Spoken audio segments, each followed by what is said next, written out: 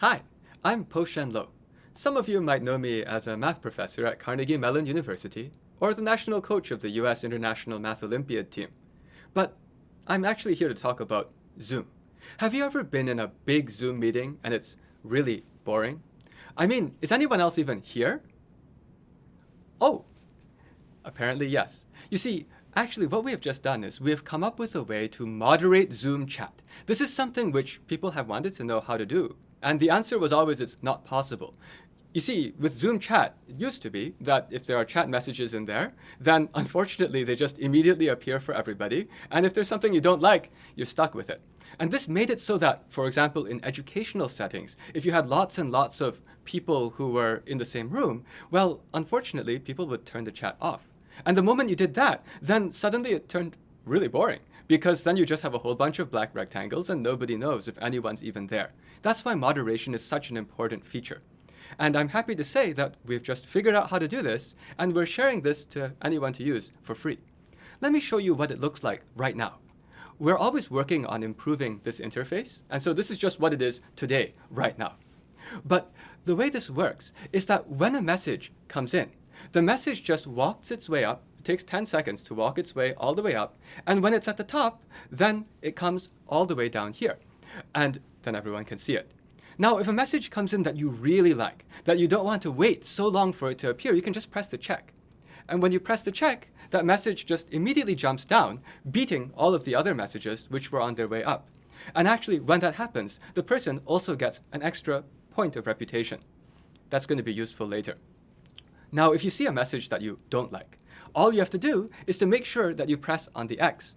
And when you press on the X, that message is gone. It's not appearing here anymore, and it's also not going to appear in the chat.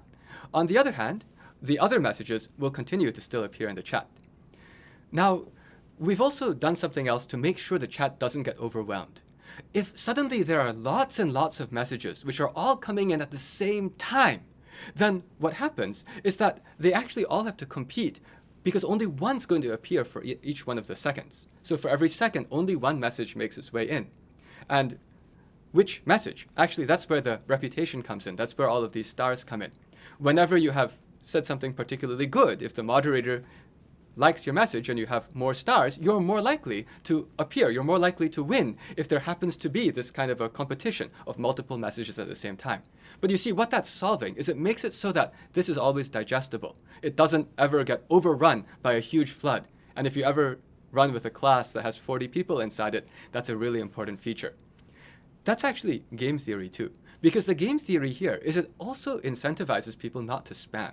You see, if somebody just keeps writing the same nonsense comment all over and over again, what happens is that as you keep pressing the X to kill all of their messages, actually, they're not even able to appear at all. What you see here is that even if they continue writing and if you just stop canceling out their messages, they just still won't be able to have their messages hit the screen, because in fact, they don't even win any of these by default.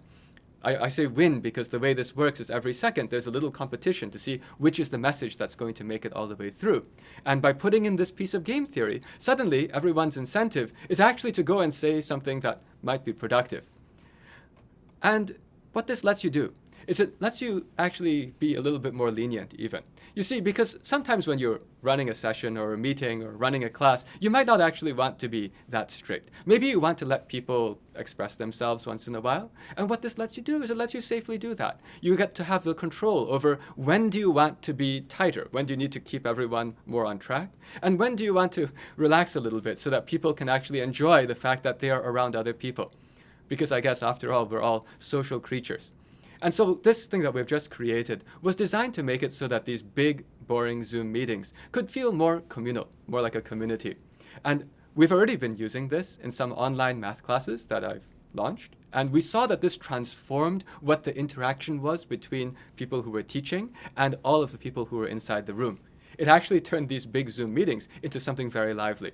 When we saw what this could do, we decided to just share this so that anyone else who wants to use the system is also welcome too. If you want to know how to use this, just go to our website and we'll be very happy to let you use this system. See you. Bye-bye.